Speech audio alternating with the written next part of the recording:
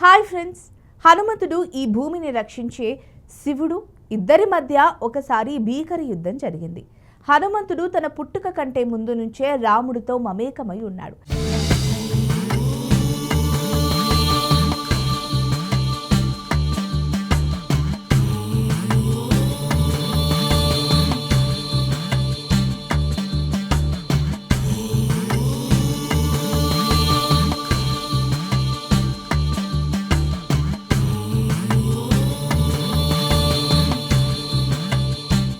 హనుమంతుడికి సంబంధించిన అనేక కథనాలున్నాయి. అందులో చాలా వరకు ఎక్కువ మందికి తెలియదు. హనుమంతుడు వానర జాతికి చెందిన అంజనీ పుత్రుడు. అయితే అంజనీదేవి అంతకంటే ముందు ఒక అప్సరసగా ఉండేది. అప్పుడు ఆమె పేరు పుంజుకస్థల. ఒకసారి దుర్వాసుడు ఇంద్రుడి సభలో మాట్లాడుతూ ఉన్నప్పుడు ఆమె అనేకసార్లు తిరుగుతూ కనిపించింది. ఇంద్రుడితో మాట్లాడుతున్న దుర్వాసుడు దృష్టి తప్పింది. కోపం వచ్చి పుంజుకస్థలాన్ని శపించాడు. భూమి మీద ఒక వానర జాతి స్త్రీగా జన్మించాలి అని. అలా ఆమె అంజనీదేవిగా వానర జాతి మహిళగా పుడుతుంది. తర్వాత కేసరి అనే వానర వీరుని పెళ్లి చేసుకుంటుంది. భూమి మీద అనేక రోజులు ఆమె తపస్సు చేస్తుంది. ఆ తపస్సు ఫలితంగా వాయుదేవుని ఆశీస్సుల వల్ల ఆమెకు హనుమంతుడు జన్మిస్తాడు. హనుమంతుడి పుట్టుక గురించి మరో కథ కూడా ప్రాచుర్యంలో ఉంది. అయితే ఇంకా కొంతమందికి తెలియదు. కానీ హనుమంతుడు పుట్టుక ముందు నుంచే రాముడితో మమేకమై ఉన్నాడు. శంకర జయ జయ శంకర హర హర శంకర హర హర శంకర జయ జయ శంకర హర హర శంకర హర హర శంకర జయ జయ శంకర హర హర శంకర హర హర శంకర జయ జయ శంకర హర హర శంకర హర హర శంకర జయ జయ శంకర హర హర శంకర శంకర జయ జయ శంకర హర హర శంకర హర హర శంకర జయ జయ శంకర హర హర శంకర హర హర శంకర జయ జయ శంకర హర హర శంకర హర హర శంకర జయ జయ శంకర హర హర శంకర. ఆనంద రామాయణం ప్రకారం దశరథుడు కొడుకు కోసం యజ్ఞం చేస్తున్నప్పుడు అగ్నిదేవుడు ప్రత్యక్షమై పాయసం ఇస్తాడు. ఆ పాయసాన్ని ముగ్గురు రాణులకు పంచిపెడతాడు. కైకేయికి దొరికిన పాయసంలో కొంత భాగం ఒక పక్షి తీసుకుపోతుంది. ఆ పాయసం నోట కరుచుకొని ఆంజనేయ పర్వతం గుండా వెళ్తున్నప్పుడు అది కింద పడి అంజనాదేవికి దొరుకుతుంది. ఆ పాయసాన్ని అంజనాదేవి తింటుంది. ఆ తర్వాత హనుమంతుడు ఆమె కడుపున పుడతాడు. ఆ పాయసంతో రామ, లక్ష్మణ, భరత, శత్రుఘ్నులతో పాటు అంజనీపుత్రుడైన హనుమంతుడు కూడా జన్మిస్తాడు.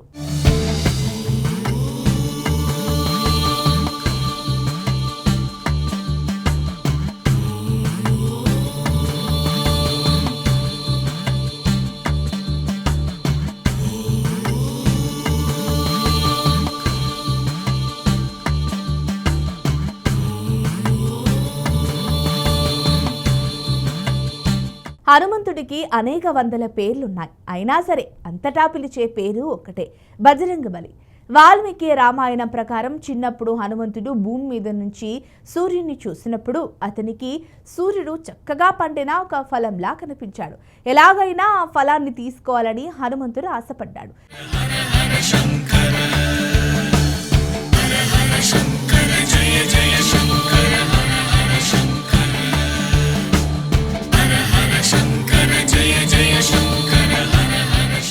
సూర్యుడికి తినేందుకు అనగా సూర్యుని తినేందుకు ఆకాశం వైపు ఎగిరాడు. ఇంద్రుడు హనుమంతుడు రావడం గమనించాడు. కోపంతో వజ్రాయుధాన్ని ప్రయోగించాడు. దాంతో హనుమంతుడు స్పృహ కోల్పోయి భూమి మీద పడిపోయాడు. పవనుడు చాలా క్రోపద్రుకుడై గాలినంతా ఆపేశాడు.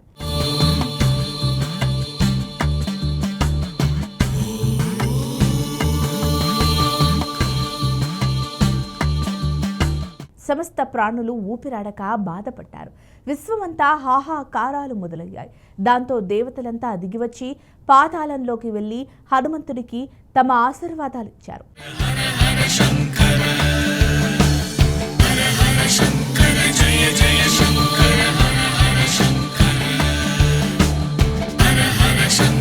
జయ జయ శంకర హర హర శంకర వజ్రాయుధం కారణంగా హనుమంతుడు దవడ విరిగింది. అందుకే అతనికి హనుమాన్ అనే పేరు వచ్చింది. బ్రహ్మదేవుడు హనుమంతుడికి విశ్వం అంతమయ్యే వరకు చిరంజీవిగా బ్రతకమని వరమిచ్చాడు. విష్ణువు తన భక్తునిగా ఉండేలా వరమిచ్చాడు. ఇక ముందు ఎలాంటి అస్త్రశస్త్రాలు హనుమంతుణ్ణి గాయపరచవని కూడా ఆశీర్వదించారు. హనుమంతుడు శివుని అవతారమని పురాణాలు చెబుతున్నాయి.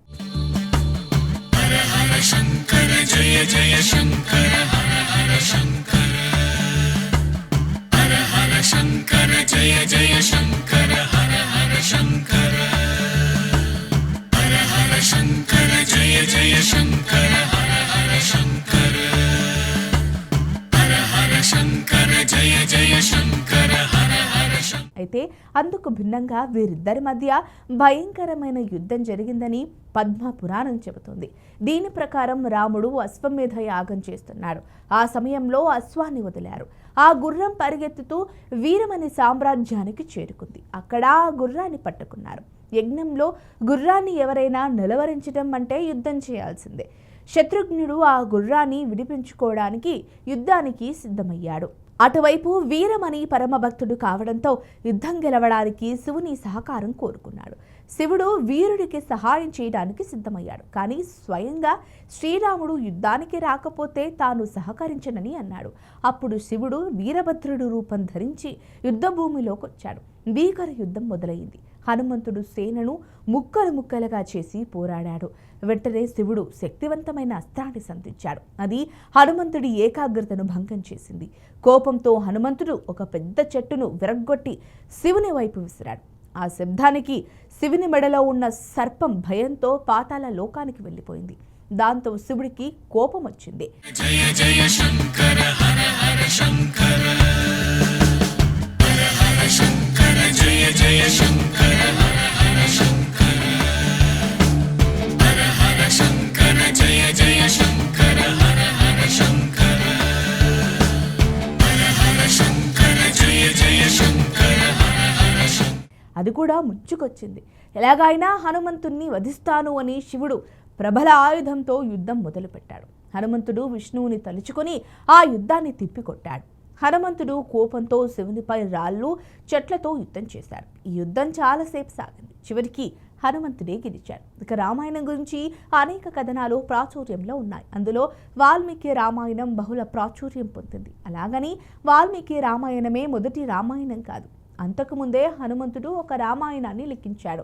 వాల్మీకి హనుమంతుని చూడటానికి వెళ్తాడు. అక్కడ హనుమంతుడు హిమాలయాల మీద తన చేతి గోళ్లతో తనదైన రామాయణాన్ని లిఖిస్తున్నాడు. వాల్మీకి ఆలోచించాడు, హనుమంతుని రామాయణం ఈ లోకానికి తెలిసిపోయితే నా రామాయణానికి ప్రాచుర్యం తగ్గిపోతుంది అని.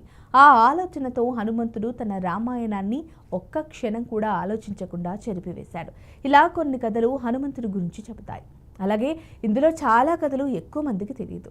మరి మీ దగ్గర కూడా ఇలాంటి కథలుంటే మాతో షేర్ చేసుకోండి. ఇలాంటి మరిన్ని ఇంట్రెస్టింగ్ వీడియోస్ కోసం మా ఛానల్ని సబ్స్క్రైబ్ చేసుకోండి.